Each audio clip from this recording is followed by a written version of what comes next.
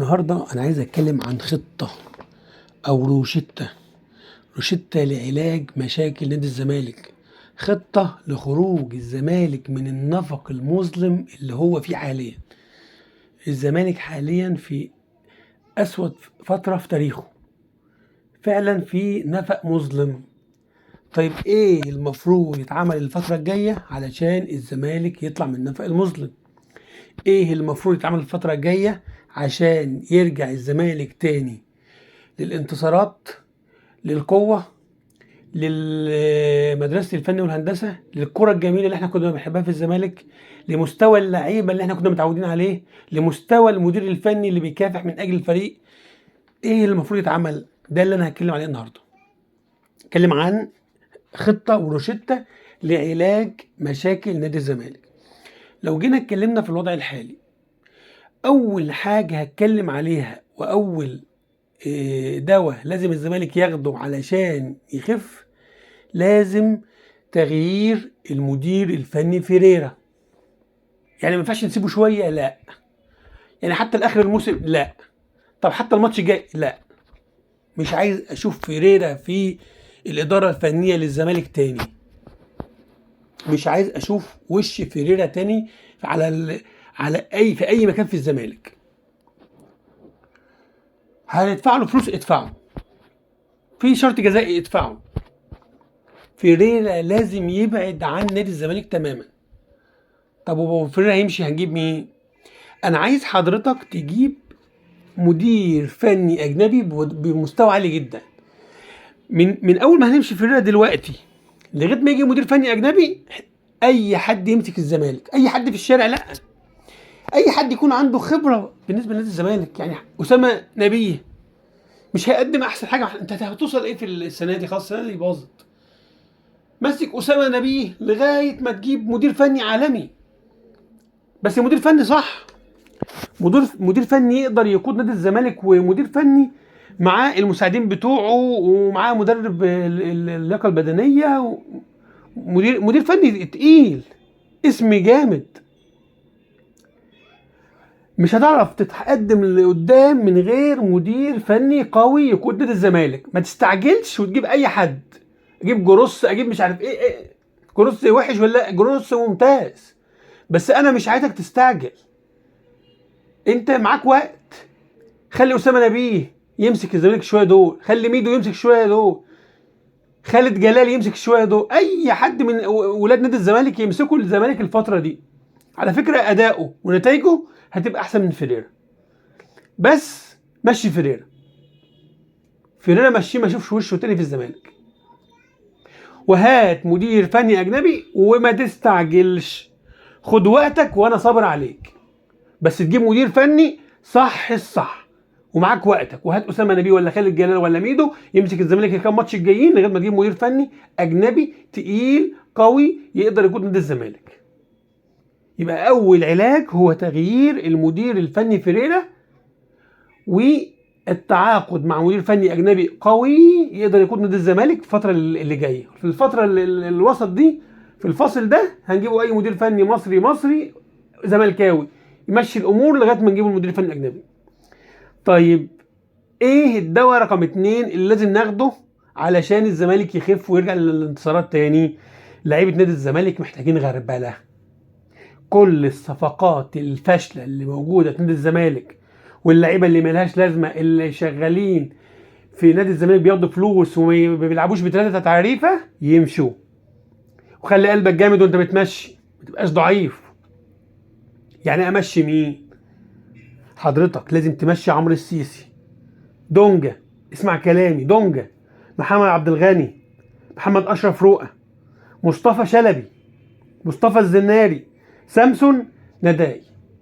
دول لازم يمشوا من نادي الزمالك لو انت عايز الزمالك ينضف. هؤلاء اللاعبين ليس على مستوى نادي الزمالك. هؤلاء اللاعبون لن يحققوا اي شيء ولا اي بطولات في نادي الزمالك. مستواهم لا يؤهلهم ان هم يلعبوا في نادي الزمالك. انت جبتهم غلط فلازم تمشيهم. انت جبتهم لنادي كبير زي نادي الزمالك واثبتت التجربه ان هم مستواهم لا يستحق ان هم يلعبوا في نادي كبير زي نادي الزمالك، فلازم يمشوا فورا. همشيهم ازاي في نص الموسم؟ حضرتك بقى جمدهم الفتره دي لغايه فتره الانتقالات الصيفيه، وابقى بيعهم ولا زقهم في اي حته. الفتره دي ان شاء الله تعتمد على الناشئين، ان شاء الله تعتمد على اولاد النادي الزمالك، الفتره دي عديها باي طريقه، لكن ما تعتمدش على دول مش هيدوك حاجه. اللعيبه دي ما تستحقش، بقالهم فتره مستواهم سيء ولا ينتمي للزمالك باي انتماء. انت لو عايز تحسن وتطور نادي الزمالك، يبقى اللعيبه دي لازم تغربلها وتشيلها، ما نشوفهمش الفتره الجايه. طيب وايه تاني؟ ايه الدوري اللي احنا محتاجينه؟ محتاج تجيب بقى لعيبه من دلوقتي، تدور عليهم من دلوقتي عشان تتعاقد معاهم في الصيف. طيب انا هحتاج مين يعني؟ انت محتاج ضروري جناح شمال مع يوسف اسامه نبيل، ومحتاج جناح يمين مع احمد السيد زيزو، ومحتاج كمان 3 في نص الملعب غير سيف فاروق جعفر. محتاج كمان 3 تقال يشيلوا لك نص الملعب اللي بايظ منك خالص، اللي مستباح. محتاج 3 في نص الملعب، ومحتاج حضرتك باك يمين مع المسلوسي، ما ينفعش يلعب لوحده، ومحتاج باك شمال مع فتوح، ومحتاج 2 دفاع محترمين يقدروا يسندوا نادي الزمالك في الدفاع، لان احنا عندنا عبد الغني ملوش فيها خالص. وفي استفسار، عبد الله جمعه ده خامته حلوه، ليه ما تلعبوش وتجربوا؟ يعني يا ريت عبد الله جمعه ياخد فرصه، هيجي منه. وعايزين كمان حارس مرمى، محتاجين نتعاقد مع 10 لعيبه على مستوى نادي الزمالك. لو انت عايز في الفتره الجايه تاخد بطولات ويبقى الزمالك يبقى ليه هيبته وسط الانديه في مصر وفي افريقيا. طيب وايه كمان؟ يعني احنا دلوقتي هنغير المدير الفني، ولاعيبه الزمالك في لعيبه هنمشيها وهنتعاقد مع لعيبه جديده. وايه كمان؟ محتاج حضرتك طبيب نفسي للفريق. محتاج طبيب نفسي للفريق، طبيب نفسي للفريق. الفريق منهار نفسيا، حد يدعمه نفسيا. مش عيب على فكره، الاهلي بعد ماتش سان داونز تعاقد مع طبيب نفسي من اجل الدعم النفسي للعيبه بتاعته. طب انت حضرتك ما عملتش كده ليه؟ محتاج الزمالك دعم نفسي عشان يمروا الفتره دي على خير. طيب محتاجين ايه كمان عشان الزمالك يفوق من الكبوه اللي هو فيها؟ قفل على الزمالك، قفل على الفريق، محدش يعرف حاجه عن اخبار الفريق. كل حاجه عن الفريق مقفوله ومحدش يسمع عن اي حاجه عنه. خبي اسرارك عن المنافسين بتوعك. اخر حاجه عشان الزمالك بقى يفوق ويرجع، ارجوكم بلاش مشاكل اداريه، ومرتضى يمشي ويروح السجن، ومرتضى يجي ونحل مجلس الاداره ونرجعه مجلس الاداره ونشيله مجلس الاداره ونحط مجلس الاداره. يا فندم ارجوك وكل القوميه على نادي الزمالك، بلاش مشاكل مع حد، وبلاش شتيمه حد، وبلاش التخبيط في حد. عايزين نهدوا على نفسنا شويه، والزمالك يستقر اداريا شويه عشان نعرفوا ناخدوا بقى بطولات ونرجعوا تاني للمنصات. دي روشتتي لعلاج مشكله نادي الزمالك. تغيير فيريرا، مجموعه من اللاعبين لازم يتم غربلتهم، زي عمرو السيسي ودونجا، عبد الغني، رؤى، شلبي، الزناري، سامسون، نداي. في لعيبه 10 لعيبه لازم يجوا، جناح شمال وجناح يمين، 3 في نص الملعب، باك يمين وباك شمال و2 قلب الدفاع، وحارس مرمى كمان مع محمد صبحي ومع محمد عواد. محتاجين طبيب نفسي كده يهدي الامور، تمام.